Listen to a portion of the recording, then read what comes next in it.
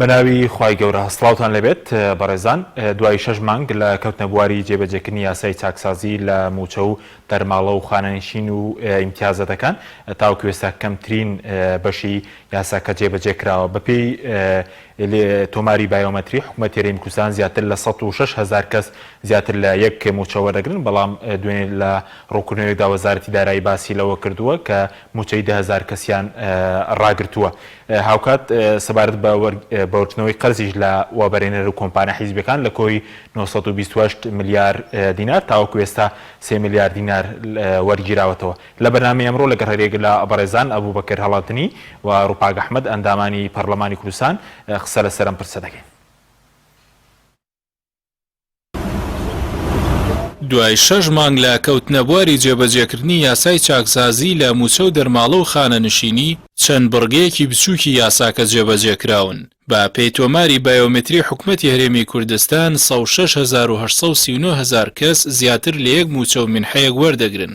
لە کۆی ئەو ژمارەش تا ئێستا وەزارەتی دارایی موچەی 10,000 کەسی ڕاگرتووە و بە یەکجاری نەیبڕیون. سەبارەت با وەرگرتنەوەی قەرزی حکوومەتیش لە کۆمپانیا و وەبەرهێنەرە حیزبیەکان لە کۆی 928 ملیار و 763 ملیۆن دینار با پێی زانیاریەکان کەمتر لە 5 ملیار دینار وەرگیراوەتەوە. ئەمەش ئەوەمان بۆ دەردەخات کابینەی نوێم لا وەرگرتنەوەی قەرزەکە شکستی هێناوە. ئەگەر قەرزەکان بە تەواوی وەربگیرێتەوە بەشی موچەی مانگێکی تەواوی موچەخۆران دەکات.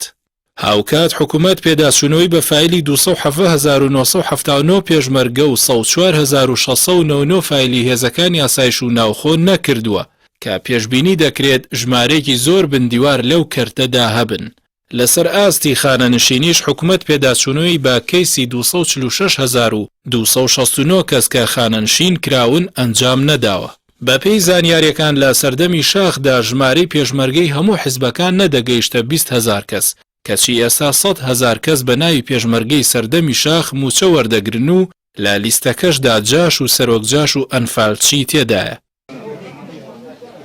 ئەمە جگەلەوەی تا هەنووکە 6 شوێنی خانەنشینی هەیە و بەپێی یاسای چاکسازی دەبوایە هەمویان لە چوارچێوەی بەڕێوەبەراتی گشتی خانەنشینی هەرێم یەک خرابانەوە. بە گوێرەی ئاماری بەشێک لە پەرلەمانتاران پتر لە 60,000 پاسەوان لە هەرێمی کوردستان هەن. لەو ژمارەیەش تەنیا ژمارەی پاسەوانی پەرلەمانتاران بە یاسا دیاری کراوە و هەر پەرلەمانتارێک 3 پاسەوانی هەیە. بە پێچەوانەوە بەرپرس هەیە زیاتر لە 3,000 پاسەوانی هەیە بەڵام تا ئەم ساتەوەختە چارەسەرێک بۆ ئەم پرسە نەدۆزراوەتەوە. دوای 6 مانگ لە کەوتنە بواری جێبەجێکردنی یاسای چاکسازی لە موچە و دەرماڵە و خانەنشینی لە سەدا 2 یاساکە بە تەواوی جێبەجێ نەکراوە. ئەمەش هاوکاتە لەگەڵ ئەوەی چاکسازی لە دۆسەی نەوتدا نەکراوە و گەندەڵی تاڵانیش لە خاڵە سنووریەکان زیاد بووە.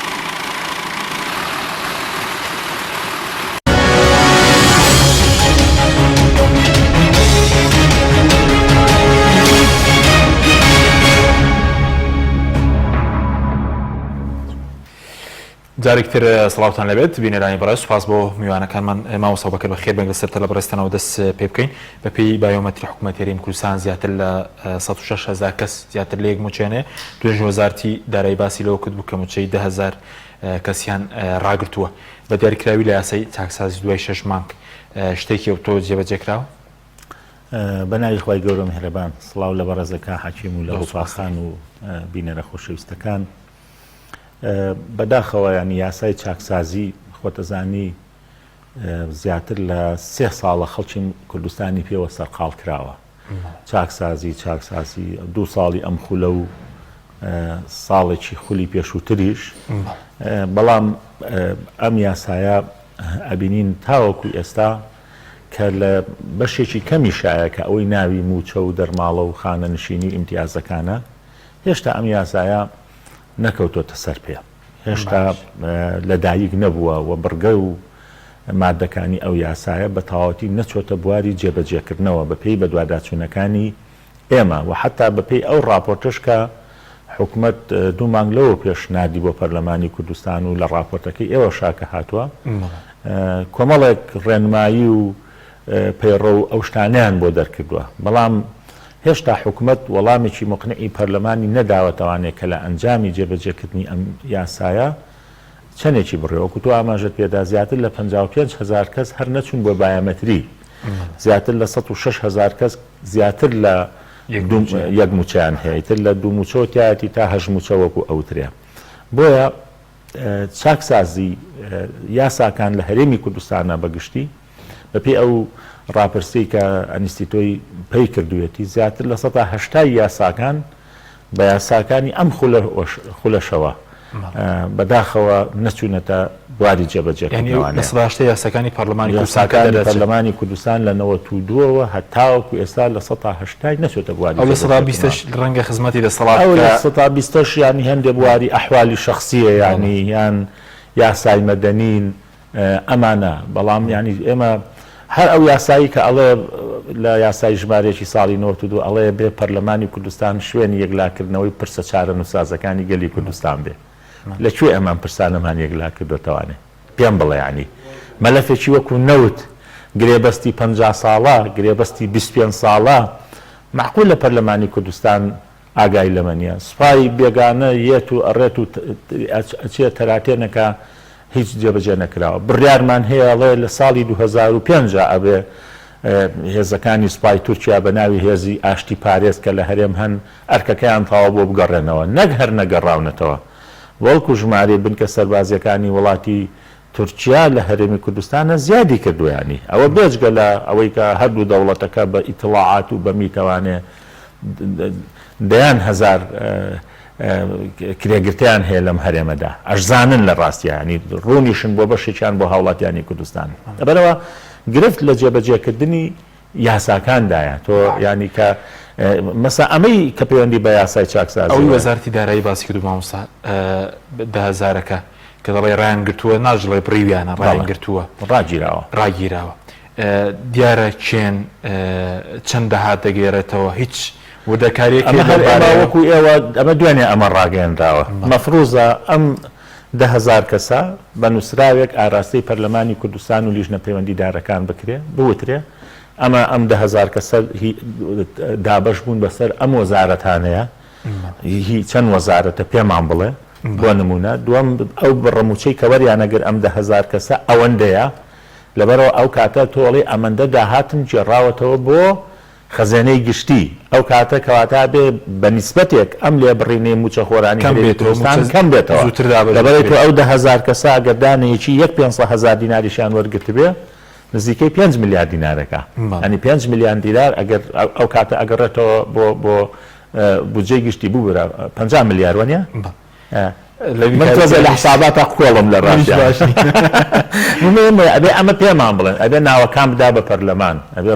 موچەکانیان بنێرێ بۆ پەرلەمانی کوردستان و ئەمە وەکو فعلەن باب بێ بە دەستکەوتێکی ئەو یاسایە بەڵام تۆ بە وەهمی بڵێ من ئەوەندەم بڕیوە چێن ئەمانە چێڵە هەر ناوی وەهمی نەبوون چێڵە وەک ناوی وەهمی نەبوون وەکو جاشێتیەکەی زوو کە ئامر سریەک و ئامر فەوجێک سەدان ناوی لە لابوو ڕۆژی تعداد کاتێک کە زابطێکە هات لە حکومەتەوانێ هەندێک خەڵکیانێ نابووە تعدادەکەوی تر ئەڕۆشتەوانێ چێڵەم ناوانە هەر هەن مەسەلەن هێزێکی وەک هێزی ڕۆژ 8,000 کەس موچە لەسەر هەرێمی کوردستانەوە دەکرێت ئەمە بە دەستور ناقانونیە 8,000 کەس کەی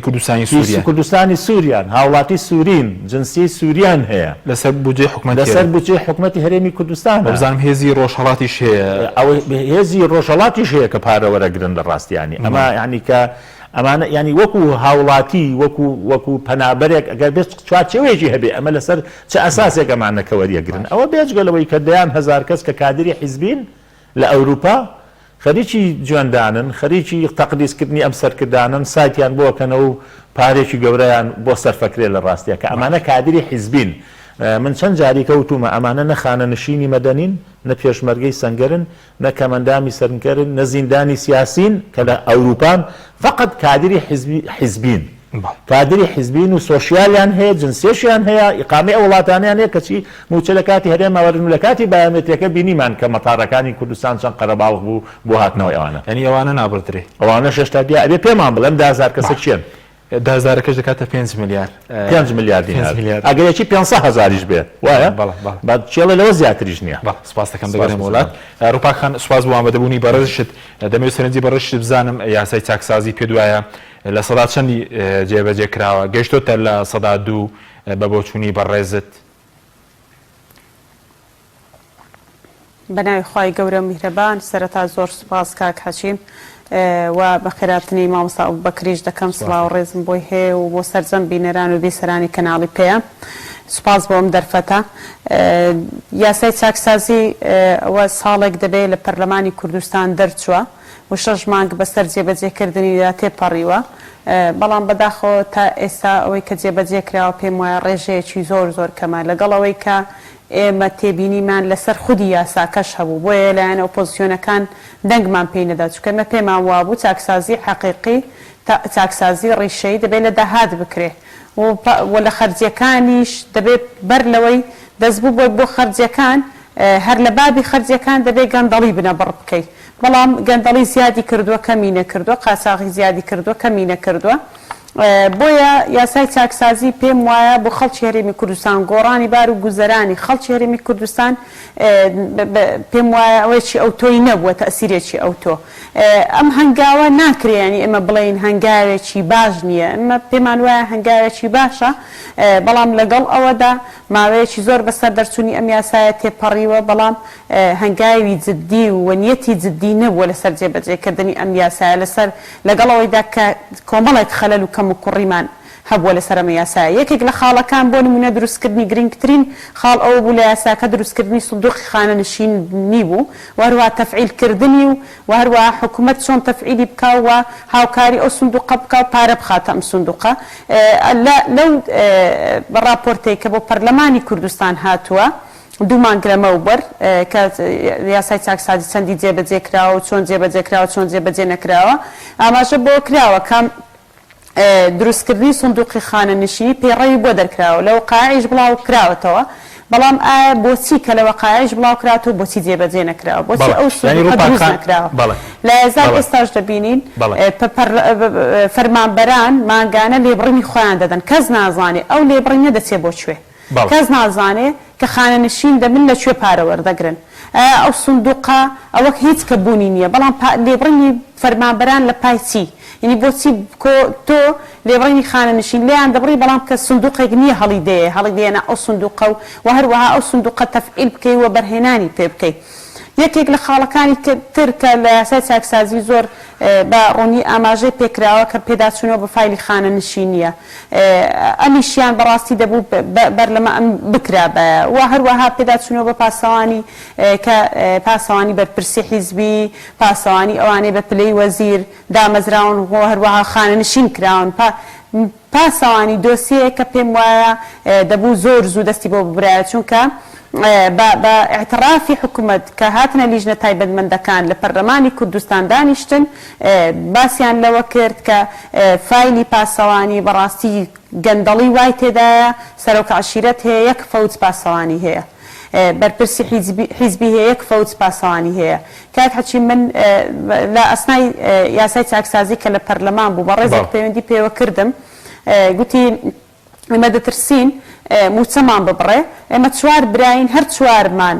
بە پاسەوانی باوکمان خانەنشین بووین یعنی باوکیان بۆ خۆیان خانەنشین بۆ خۆی کەمایەکی زۆر کەم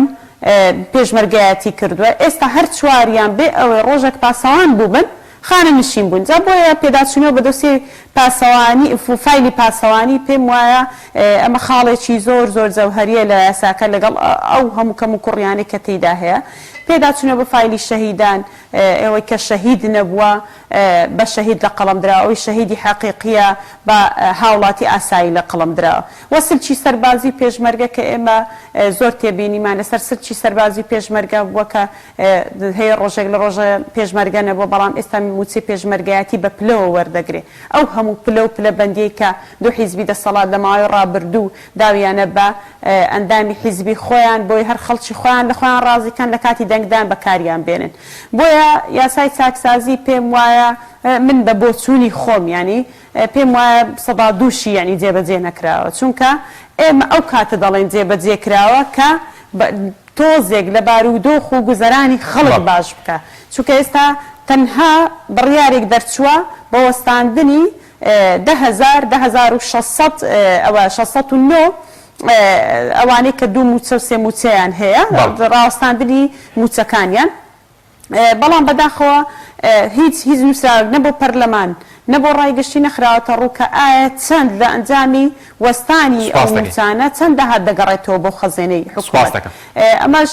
ئەو کاتەکە ئەو پرۆژە هات بۆ پەرلەمانی کوردستان بەڵێنی ئەوەیاندا کە 3 مانگ جارێک بە راپۆرتی جێبەجێکردنی یاسای چاکسازی بدەنە پەرلەمانی کوردستان و ئەو داهاتەی کە لە ئەنجامی جێبەجێکردنی ئەم یاسایە دەگەڕێتەوە بۆ خەزێنەی حکوومەت ئەوەش بخەنە ڕوو. بەڵام بەداخەوە تا ئێستا ئەمە نەکراوە چونکە ئێستاش ئێمە پەرلەمانتاران نازانین کە هەنگاوەکانی جێبەجێکردنی یاسای چاکسازی لە ئەنجامی ئەم هەنگاوانە چەند داهات دەگەڕێتەوە بۆ خەزێنەی حکوومەت. ئێمە دەبینین کە 10,000 کەس موچەی ڕابگیرێ ئەی باشە لە بری ئەوە بۆچی نایە بەدیلت نییە بۆ ئەمە کە گەنجی هەرێمی کوردستان کە چەند ساڵە دامەزراندن نیە 10,000 کەسی کە بخەیە شوێنی ئەمانە. بۆ ئێمە بەڕاستی ڕخنەمان لە جێبەجێکردنی ئەم یاسایە هەیە ڕخنەکانیش زۆر. بەڵێ دەگەرم وڵات دواتر ڕووپاکخان سپاس دەکەم مامۆستا بەکر گەرم وڵای بەڕێز پێشتریش بڵێن هەر لە بواری پێشمەرگە و خانەنشینەوەنە کارت کردووە سەبارەت بە دۆسەی خانەنشینان هیچ پێداچوونەوەیەکی کراوە بە پێی یاسای چاکسازی کە دەبێت پێداچوونەوەی پێدا بکرێت. خۆی یەکێک کە لە بوارەکانی گەندەڵی لە ئەو بواری خانەنشینی سەرباسیایە کە نزیکەی کە من لە وەزیری پێشمەرگەم پرسی 113,000 کەس وەکو خانەنشینی سەربازین واتامانە کە پێشمەرگە بوون بە حساب پێشمەرگەی سەردەمی شار خەرد و شۆڕشی ئەیلول و شۆڕشینێ 113,000 کەس خۆشیان بەرپرسەکانی خودی پێشمەرگە خودی سەرۆکی حیزبەکان حتا برادێک لەو ئەندامی کۆمەڵی پێشمەرگە دێرینەکان وتی حتا شخصی کاک مەسعود پێی سیر بووە توێتی کەی ئەمە لە سەردەمی ئەیلولا 6,000 پێشمەرگەمان هەبووە ئەو من قسەکەی ئەوە جێڕوانێ ئەی ئەمانە چەندیان مردوون ئەی چەندیان بوونەوە جاش چەندیان تەسلیم بوونەوە ینی هەموو لە ساڵی 1970 بەدواوە لە دوای ئەنفالەکان بە هەموو حیزبە کوردستانیەکان 3,000 پێشمەرگیان نەبوو بڵە 4,000 پێشمەرگیان ئەوەی کە لە سەردەمی نەگەشتوتە 5,000 بڵە 10,000 کەس بڵە 20,000 کەس بڵە 50,000 کەس بە هەردوو شۆڕشەکە ئێستا ئەوەی کە سەردەمی 113,000 کەس 113,000 کەس هەیە ئەمانە بخۆیان سوورە زانن کە بەشێکی زۆر لەمایە هەیە چونکە ئەمە سەرووی 100 میلیارد دینار بۆ ئەمانە سەرفەکرێ سەرووی 100 میلیارد دینار ئەوە بزەبت ڕقەمەکەیم لەلانێ بەس بۆ خۆتان نەزانن لە 151 بودجە ئەڕوا بۆ سلکی سەربازی بە ئاسایش و بە پێشمەرگە و بە خانەنشینی سەربازی و دژە تیرۆرەوانێ ئەمە لە 151 بودجەیە ینی چاکسازی کاک حەکیم 3 ڕەگەزی پێویستە یەک ئەبێ متمانەت بە چاکسازی هەبێ ینی ئەم حیزبانە منەوە بە تۆڵم لەم میمبەری تۆوە لە هەردوو حیزبەکە وتوانە ئێمە من دیوارانە نابڕین بۆ لەبەرەوەی بەرەو هەڵبژار نەڕۆین ئەوە زانیاری و معلومەیە هەتا یەکێ لەو بەرپرسانە کەناڵەکەی ئێوەشی تێدا بووە ینی کە کوتوێتی بەڵام ئیعلان نەکراوە لەو تەلەڤیزۆن و ڕاگەیانەکان بەڵێ وتراوە کە ئێمە نایەن بڕین لەبەرەوەی بەرەو هەڵبژار نەڕۆین ئەگەر عێراق 6 مانجیکە بکرێت 6 مانجیکەش نەکرێ بێ لە مانجی 5 2022 بکرێت معناوە هەر ساڵێک و 5 مانجی ماوە هی کوردستانیش ساڵێک و 10 مانجی ماوە بەڵێ کێ بۆ بەرپرسێکە بگورە ناتوانم ناوەکەی بڵێم ڕۆژنامەوانی کرد بەبەست لە هەردوو حیزبەکە ئەم قسەیان کردووە لە هەردوو لایەن و خولی پێشووی پەرلەمانیش خولی پێشوو خولی چوارەمی پەرلەمانی کوردستان هەردوو بەرپرسانی حیزبەکە هەمان شتیان بێ ئێمە وت یان ناچین لەبەرەوەی ئێمە ئەمانە دەنگدەری ئێمە نانیان نابڕین مەوزوعەکەت پەیوەندی بە دەنگدانەوە هەیە دووەم ئەبێ ئیرادەت هەبێ ویستێک ئیرادەیەک هەبێ کە لە خۆتەوە دەست پێ بکەی ئەوەی کە قورئانە فەرمێ حەق بڵێ ئەگەر لەسەر وەلەو عەلا نەفسیک لەسەر خودی خۆتەوە دەست پێ بکەی ئایا ئەمانە کە من یەک پرسیار لە جەنابەت دەکەم لە ڕاستیە ئەم ئیرادەیەش کە بین سێ کاکە حەکیم جان چاکسازی بە کەسی چاکساز ئەکرێ بە کەسی ئیسلاحخواز ئەکرێ کەسێک خۆی مفسید بێ ئێ باشە من چووبم بەسەر خەڵکا گەڕابم بەسەر دیوەخانەکانە گەڕابم سەدان کەس من خۆم تەعینم کردبن خۆم دامەزراندبن خۆم تەسکیم بۆ کردبن ڕۆژی پێشمەرگە نەبوو بن تەسکیەکم بۆ کردوون و تومە ئەمانە خەباتی شاخیان هەیە ئەمە نەگەر لە پێشمەرگای بۆ بینە سەر ئەو شەهیدان بڕۆ بزانە من خۆم دایان ئەناسم لەوانە ناوەکانیشم داون ئەڵە ناومان بە نەجاری وا هەیە دایان کەس لەوانە خەڵکی هەر ئەنفال نییە کاکە هەر ئەنفال نییە کرداوە بە ئەنفال ئەمانە کاکە ینی لە هەمویان تێدا هەیە لە ئەنفال بە ناوی شەهید کاکە بە ناوی زیندانی سیاسی آخر زیندانی سیاسی و ڕاگیرایی سیاسی بە پیاساکە لانی کەمە بە 6 مانگ حکم درابێ لە خوار ئەوە لە ڕاستیەوە پێڵەن تەوقیف مەشمول نیانی ئێدێ خەڵک هەیە ینی یەک شەو ڕۆژگیراوە کراوە بە زیندانی سیاسی لەبەرەوە ئایا ئەم کەسێک خۆی سەبەبی گەندەڵی بوو بێ دێ ئەوانەی کە خۆی دامەزراندون بە نایاسایی بیان بڕێ من ئەگەر ئەوە بێ بە هەر حاڵ لەبەرەوە بەسەوەی کە بەدەست چونکە لیستی خانەشینەکان جاشی تێدایە سەرۆک جاشی تێدایە ئەنفالچی تێدایە خەڵک هەیە لە ماڵی خۆی مردووە کراوە بە شەهید لە ڕاستیان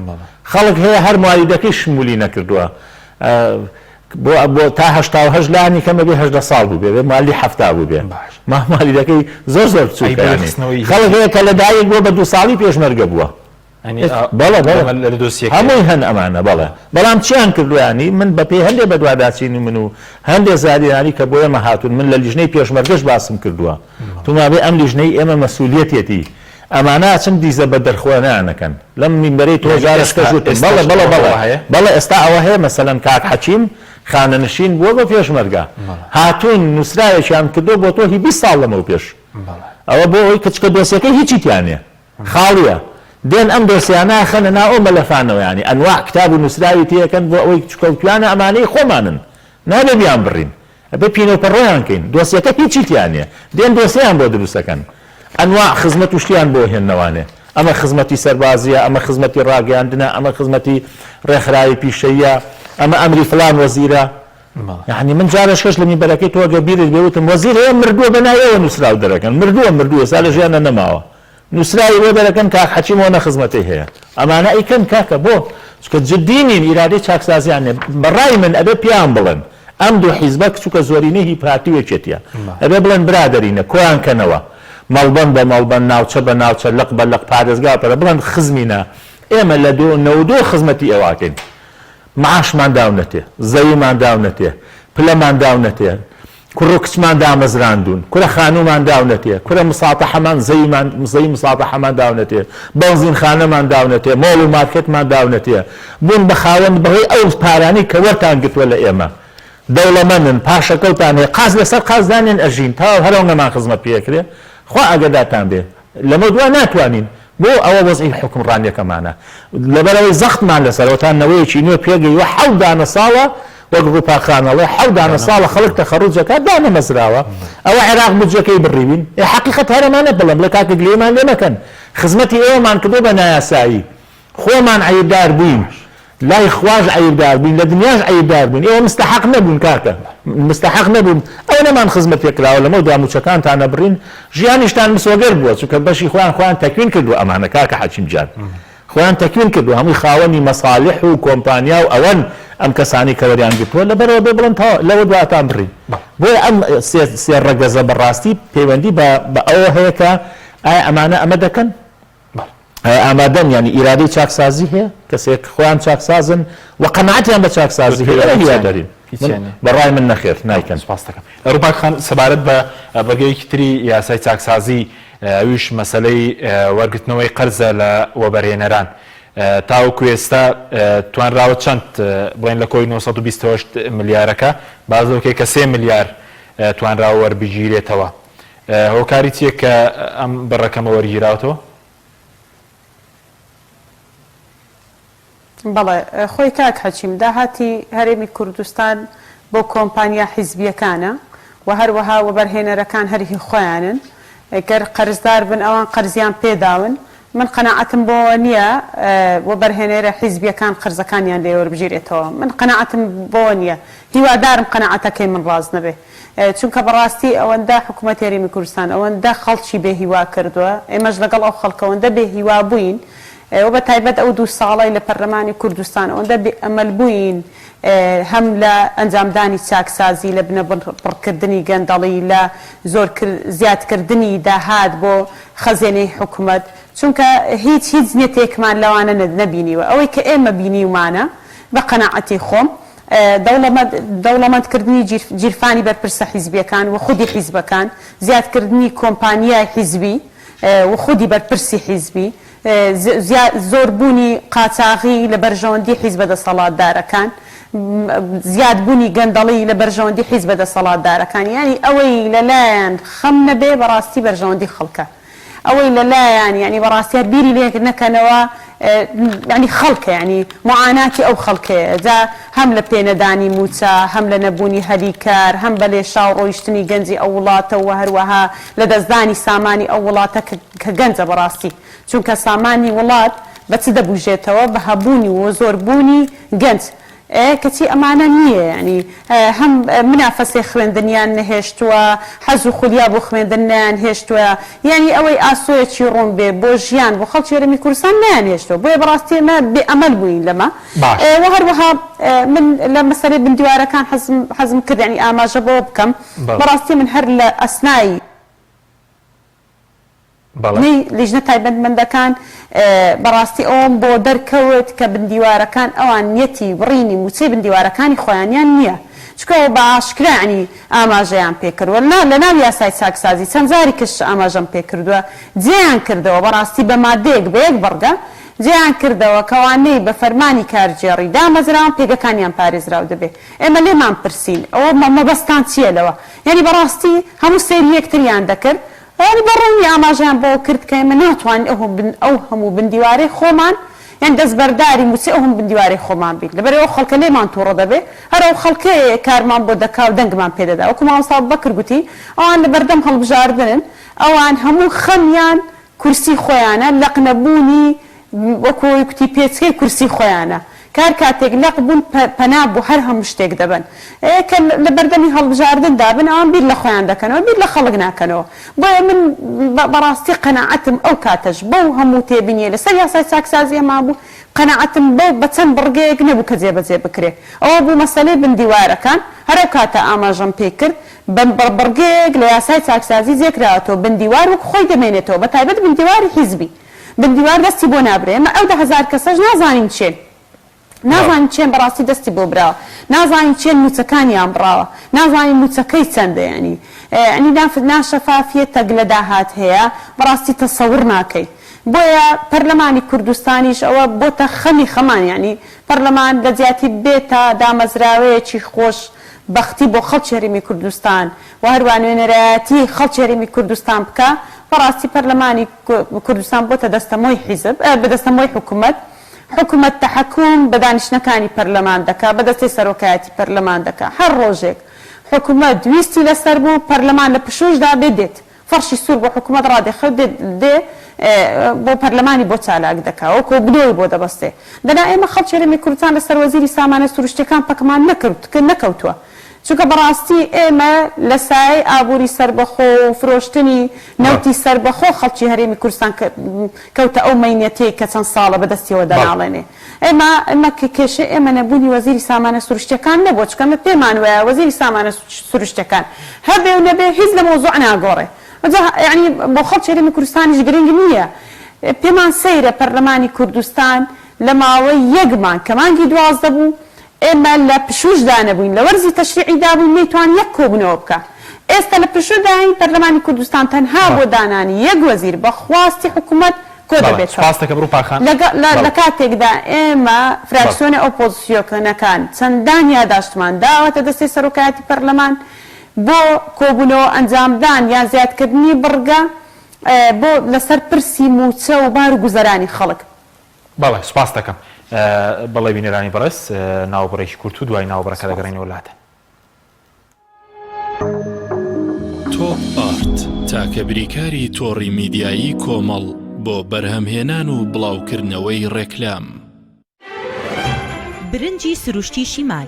لەسەر خواست و داوای زۆری هاوڵاتیانی خۆشەویست دوای گەڕان و هەوڵێکی زۆر لە باشترین کێڵگەکانی وڵاتی ئێران، ئەم جارە برنجی سروشتی شیمال باشترین و خۆشترین برنجی دەنەکخڕی شەژمانگەی دەرەجەیەکی ئێرانی بۆ ئێوە هێناوەتە کوردستان. ئەم برنجە دەنەکخڕا باشترین و بەتانترین برنجی گردەی کێڵگەکانی ئێرانە. ئێمە کێڵگە بە کێڵگە گەڕاوین بۆ ئەوەی باشترین برنجی سروشتی و بەتام و خۆش بۆ ئێوە بدۆزینەوە بە چەڵتوکی لە جوتیارەکانمان کڕی و خۆمان کڕەمان کردووە تاوەکو دڵنیا بینەوە لە پاکی و پوختی برنجەکەمان ئەم برنجە پڕ ڤیتامین و کانزای سروشتیە بەبێ مادەی کیمیایی و پارێزەرە لەگەڵ ئەم برنجە هیچ خەمی بەرزبوونەوەی شەکرە و کۆڵسترۆڵت نەبێت چونکە برنجێکی ئۆرگانیکە و پڕە لە مادە و کانزای سوود بەخش هەروەها ئەگەر تەنیا برنجی سروشتی شیمال بخۆی هیچ خەمت نەبێ قەڵەوت ناکە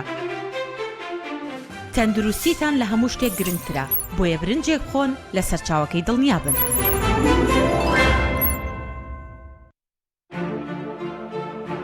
بە باشترین کواڵەتی دەستمان پێکرد و وەک هەمیشە باشترین بەرهەم پێشکەش دەکەین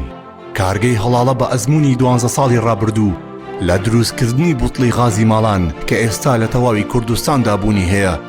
بەردەوامە لە خزمەتکردن و ئێستا هاوشێوەی کارەکەمان تەنکی غازی LPG بە هەموو قەبارەکانیەوە بە باشترین کواڵەتی و ستانداردی ئەوروپی لە ژێر چاودێری کواڵەتی کۆنتترۆلی حکوومەتی هەرێم و کۆمپانیایەکی تایبەت بە چێککردنەوەی تانچەکان لە ڕووی کواڵەتی و دانانی ئەکسسواراتی ئیتاڵی بەردەوامە لە بەرهەمهێنان ئێستا هاوڵاتیان و هاوردەکاران دەتوانن بێ دوودڵی تەمچی غازی هەڵاڵا بەکار بهێنن کە گرنتی سەداسەدی لەگەڵە بۆ ماوەی 10 ساڵ وەک هەمیشە لە هەرزانی نرخ و باشی کواڵەتیدا بێڕکابەرین کۆمپانیای هەڵاڵا باشترین جۆر سەلامەتی هەمیشەیی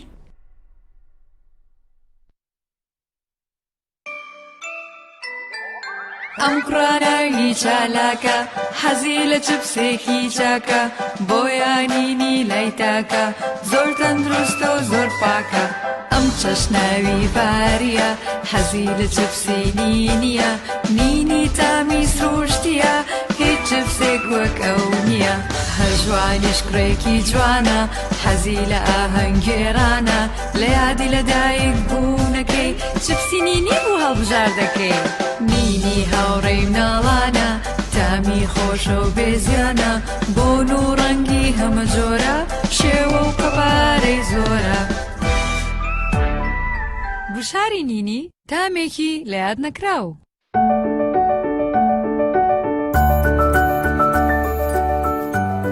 ڕاستە هەستی دایک بوون زۆر جیاواز و چێژبەخشە بەڵام بەرپرسیارەتێکی قورسیشە ئەرچی دایک پاراستنی تەندروستی و گەشەکردنی منداڵەکەیەتی باشترین خۆراک بۆ منداڵەکەی شیری دایکە بەڵام لەبەر هەر هۆکارێک دایک نەتوانێت لە شیری خۆی بە منداڵەکەی بدات باشترین جێگرەوە کۆنفیلاکە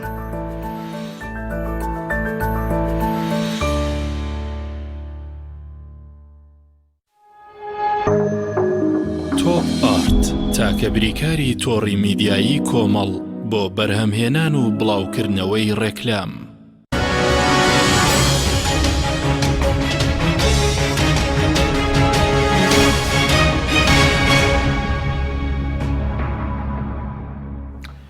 جارێکتر سڵاوتان لەبێت ڤینێرانی بەڕێز مامۆستا بەکر کەمێک سەرەسەر یەخستنەوەی پێشمەرگە هیچ یەخستنەوەیەک کراوە چووکە بە پیاسە چاکسازی دەبێ یەکەی ژمێریاری و بڵێن هێزەکانی 70-80 بگرنەوە قوربان ئێمە لەو فترەیەدا وەکو لیژنەی پێشمەرگە سەردانێکی مەیدانیمان کرد لە دوای ئەم 6 مانگە تەنها ئەوەیە کە بڕیار دراوە کە بە دروستکردنی یەکواتە یەکەکانی ژمێریایی کراونەتە یەکەکە ئەمە یەک بەڵام هێشتا دنیایەک ئیشکال و کێشیان هەیە نەخێر تەنها ئەوەی ئەو بڕیارە دەرچووە کە یەکەکانی ژمێریاری یەکەخرە لە یەکەکەدا بەڵێ دوو چواردە لیوامان هەیە پێڵەن لیوای هاوبەش ئەمانە هاوبەشن بەڵام عازەکان هەر حیزبین هێشتا یەکێتی و پاتین بەڵام بە هاوبەشی بەیەکەون وەگنی ئەمە هێزی هەفتایە و ئێمە هێزی هەشتایە هاوپەیمانان هاتوونەتە سەرخەت ئێستا ئەو 28 ملیاری کە دەیاندا بکەم بۆ تۆ بۆ 7 ملیۆن دۆلار ڕێک نزیکەی 10 ملیۆنی کەم بۆتەوانێ ئێستا زەختێکیان لەسرە هەیئەتێک لە هاوپەیمانان کە هاتوونەتە ناو لیژنەی پێشمەرگەش خەریکی پرۆسەی تەوحیدکردنی هێزی پێشمەرگەن بەڵام من دڵنیان دەکەمەوە کە پارتی وێچێتی ئەمە خودی بەرپرسەکانی خۆشیان ئەماڵێن ئەمەش هەر زانیاریە تەحلیل نییە هێزی پێشمەرگە یەک ناخەنەوە کورە کاکە ئەوان ئیدارەکان یەک ناخەنەوانی ئەوان هەر یەکە ئیدارێکی سربەخۆی خۆی هەیە ئەم سنوورانەی کە ناوی دێگەڵە و سماقۆڵیە ئەمان بەهۆی ئەم زۆنە یعنی ئێستا کە زۆنی ئەم لاو زۆنی ئەولایە ئەمە سەبەبی مانەوەیانە لە حکومڕانێک چونکە هەر یەکە لە زۆنی خۆیان هەرچی بەرپرسی دەوائر هەیە هەمووی حیزبیە لە مدیری مەکتەبەوە ئەڕۆی بۆ دەوائرەکان ئەڵێ اینجا ئاسایش و پێشمەرگە لە 1970 هەری خۆیانە قڵقلەیەک گەر هەبێت لە کاتی هەڵبژارن لا 2,000 دەنگێک بن بە دەرەوە کاتی خۆی ڕێژەیەکی بەرچاندایان بە گۆڕان ئەوە گەر بزانن هەمیان ڕوبەڕووی سزادانی سیاسی بوونەتەوانێت ڕوبەڕووی سزادانی سیاسی بوونەتەوانێت لەبەرەوە یەک هێزی پێشمەرگە یەک ناخرێتەوانێ هەتا بەم ئەقڵێتی یەکێتی و پارتی ئیدارەی وڵات کڕێ چونکە کاک حەکیم بۆ یەک ناخرێ ئەم دوو هێزە خۆیان دانەناوە بۆ دۆڕان خۆیان دانەناوە یەک ڕۆژ لە تەمەنیانە ببن بە معارەزە وەکو ئەوە نیە قونسڵی ئەڵمانیا بە ئێمەی وتوتی لە وڵاتەکەی ئێمەدا دو حیزبمان هەن لە دەسەڵاتان وەک هەرێم پەرلەمانتارەکانی دەسەڵات هاتوون کۆمەڵە دەسەڵاتیان داوە بە ئۆپۆسیۆن چکە دایان ناوە پاش خولێک دوو خولیکەوان نەبنەوە ئۆپۆسیۆن لە ئێستاوتی لە وڵاتەکەیەوە شاوایە تم نەخێر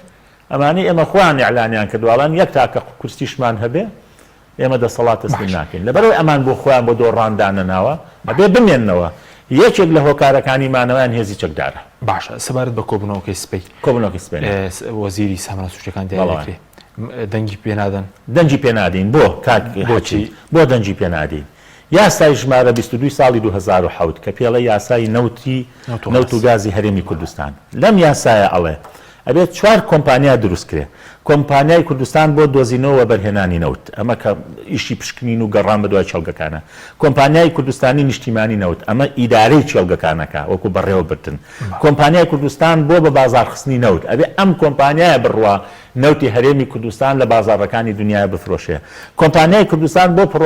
پرۆسەی پاڵاوتنی نەوت و پاشکۆکانی ئەوەی ئەمێنێتەوە لە پاشماوەی نەوت نەفتا و ئەوانی پێدەڵن ئەبێ ئەم کۆمپانیای ئەمانەش بفرۆشێ بۆی ببێتەوە داهات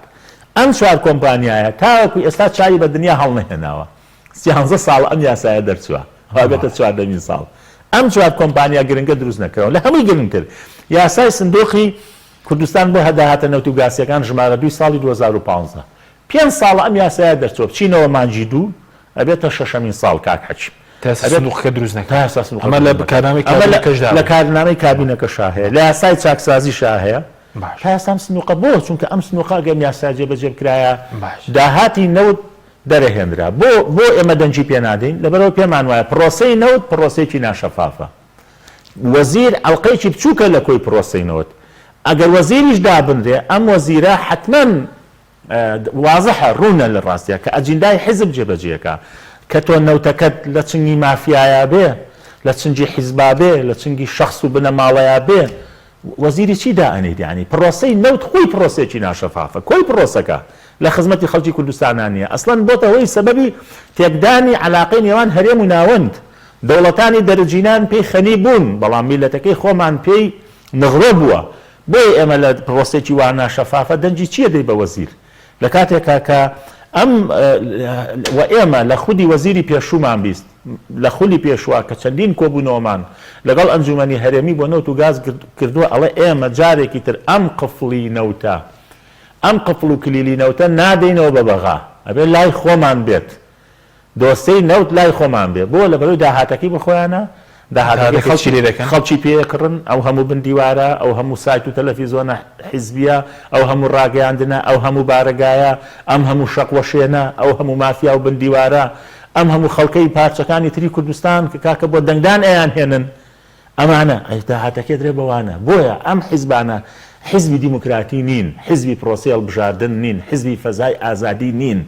حیزبێکن دۆخێکی کوردستان بە قەزیەیەکی نەتەوەی و بە شەرعەتی شۆڕژێڕی هاتوون ملەتێکی عاتفی هەمیشە بڕۆ ئێستا فەرمووت قاوانی سواوی کوردایەتی لێدەنەوە بۆ خەڵک هەمیشە ئەمان ترسێنن بە تورک و عەرەب و فارس هەمیشاڵەن وەزعەکە نەخەمڵیوە ئەگەر ئێمە بڕۆین ئەوانمان بۆ دێتەوانێ بەمانە ئەم داهاتە ئەلەوەیە سەرفەکەن ئەگینا ئەمانە ئەگەر ئەوان لێکەیتەوانێ ئەوان بۆ 65 خەڵکی کوردستان بایکۆتی پرۆسی سیاسی کردو چونکە خەڵگەڵێ کاکە من بڕۆم و نەڕۆم وەکو لە دەنگدانە بایۆمەتریەکە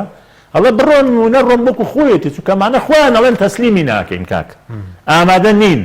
ئامادە نین لەم کورسێ بێ نەخوارەوانێ هەر کاتێک ئەم عەقڵێتە گۆڕا دڵت بە دۆسیەکی وەکو نەوتیش خۆش بێ بۆیە پێمان وایە عقلیەتەکە عقلی مامەڵەکردن و بەڕێوەبردن و ئیدارەکردنی نەوت هیچ گۆڕانکاریی بەسەر نهاتەوە هەروەکو 11 ساڵی ڕابردووە. سپاس دەکەم. ڕوپا خان سەبارەت بە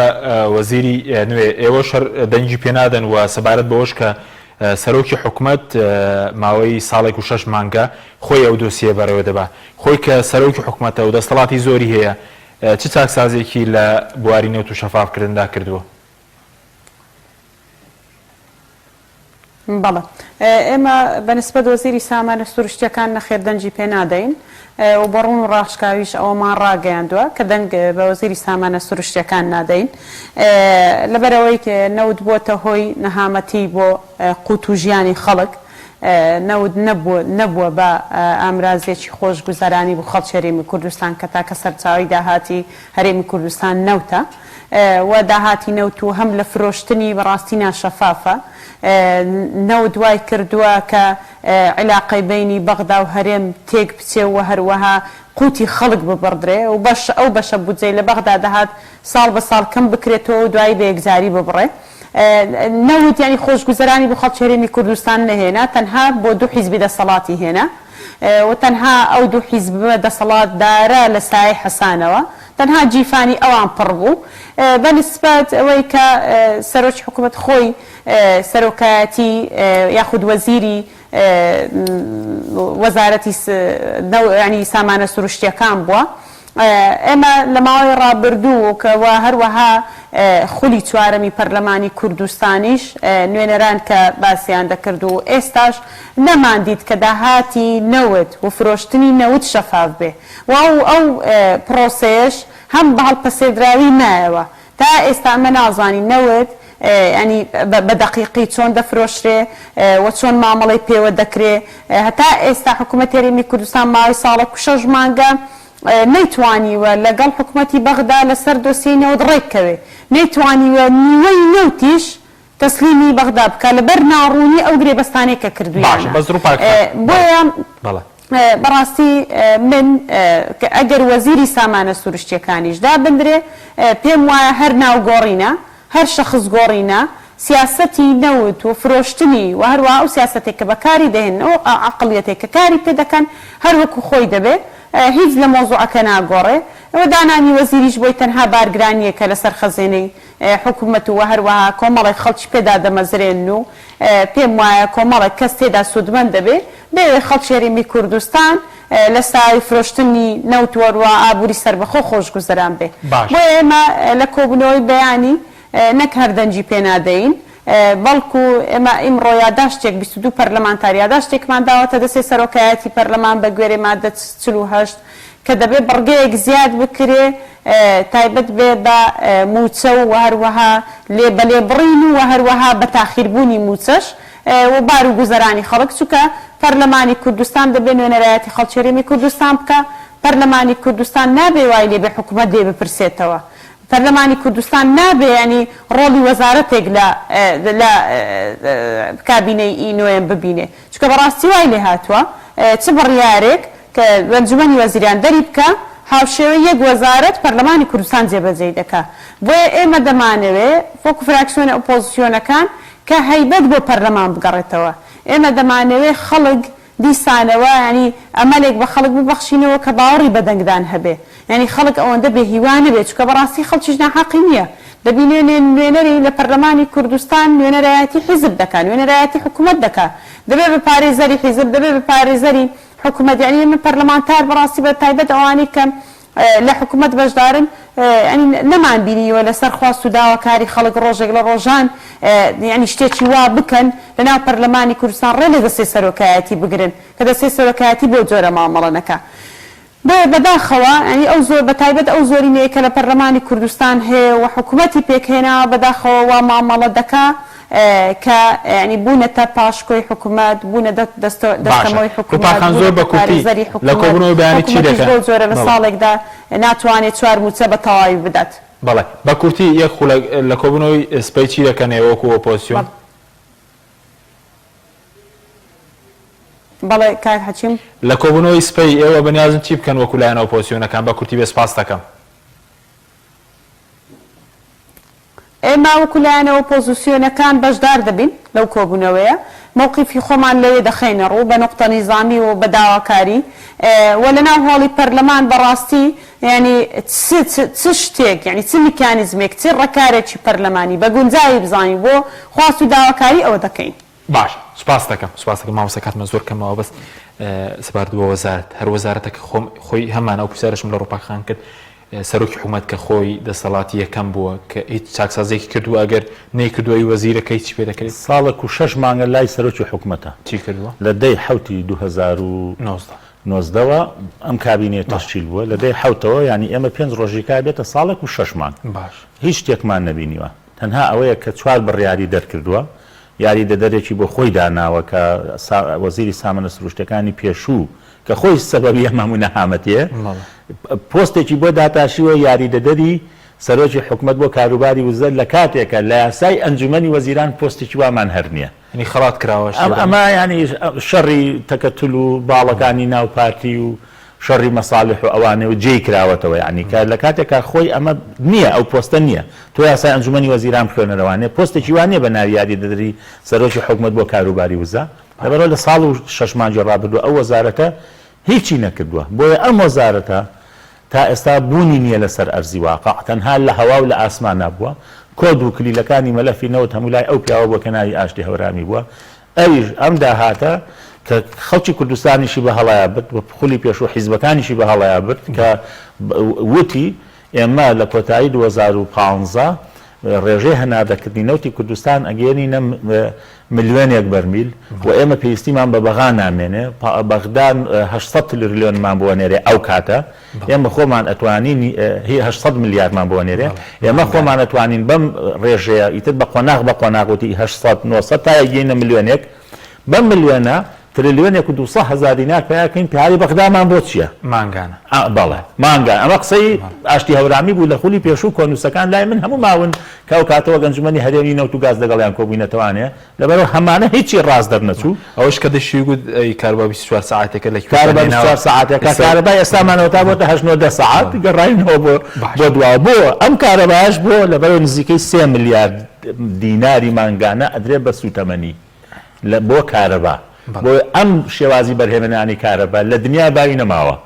تۆ لە وڵاتێکی وەکو کوردستان دوو سەرچاوی گرنگی وزەت هەیە کارەبا تشتی خۆرت هەیە باشت هەیە بە کەمترین تێچوو نەتوانین بەم دوانە کارەباداری چی دەکەن وەکو بەیانی